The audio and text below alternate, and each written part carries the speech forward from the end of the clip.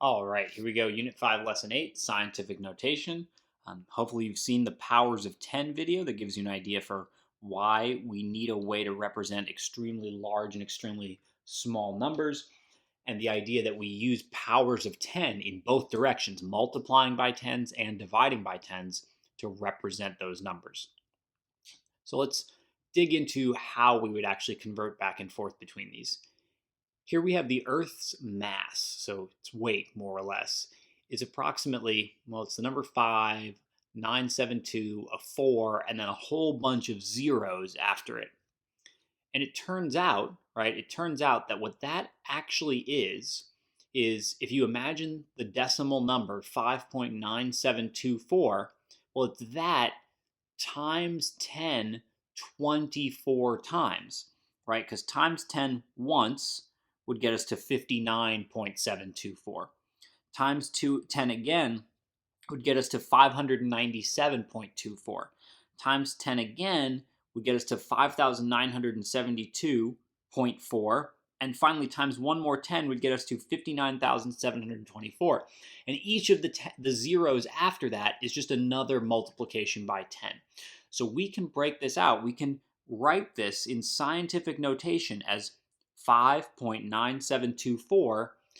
Well, we don't sit there and write times 10, times 10, times 10, right? We learned how to do that with exponent rules. We would say times 10 to the 24th power.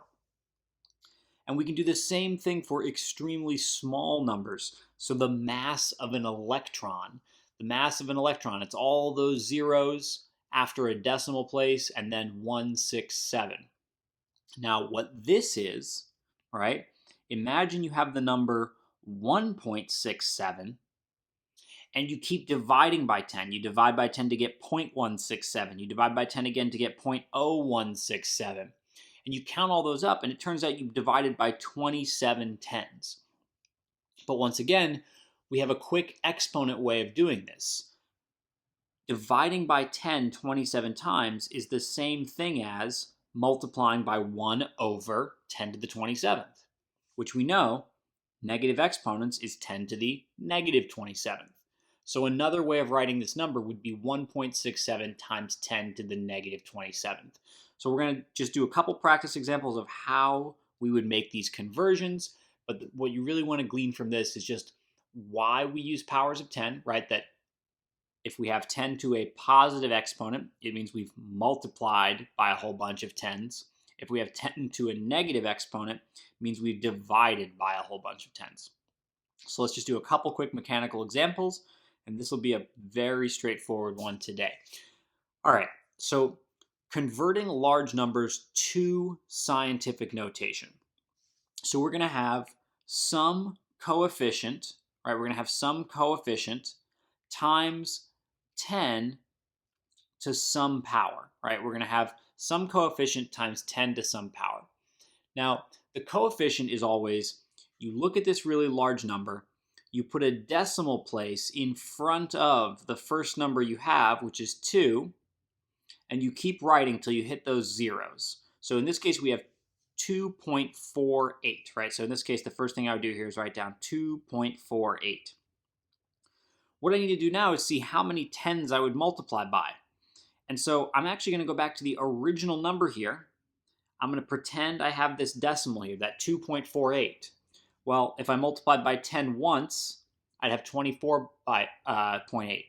If I multiplied by 10 again, I'd have 248. And I keep going.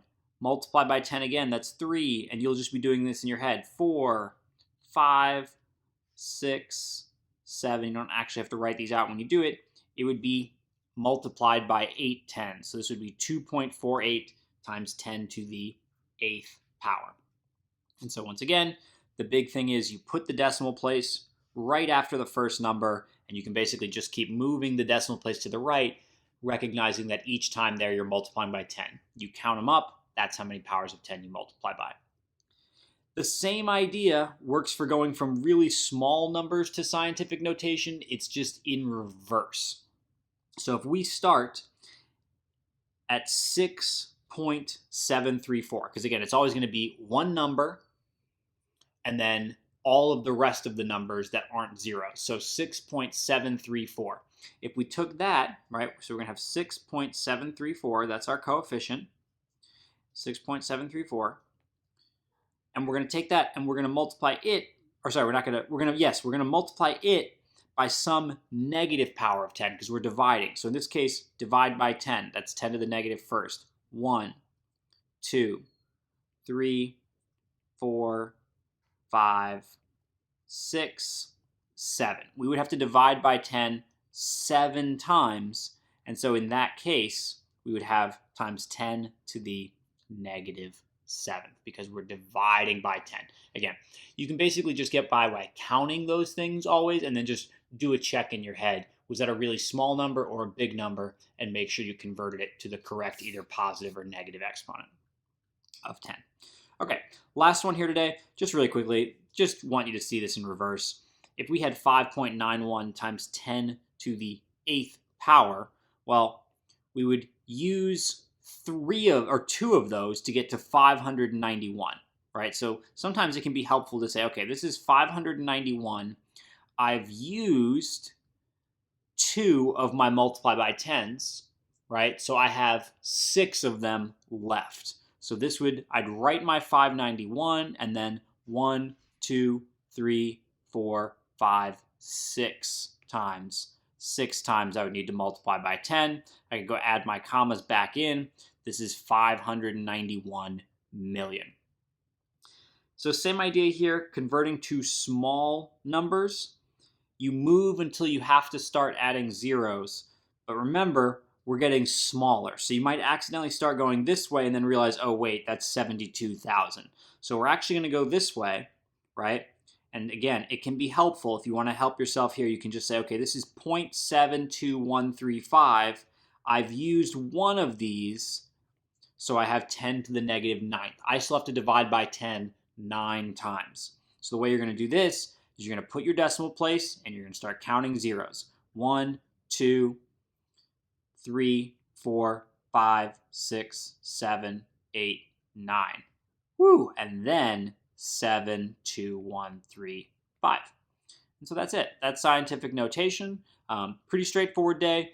When we come back on Wednesday, we'll be working on, efficiently multiplying and dividing straight from scientific notation. So I imagine the Delta Math will not take you too long today. So if you have some that you need to catch up on, make sure you're using that time wisely, getting caught up on everything. I will see you all next class.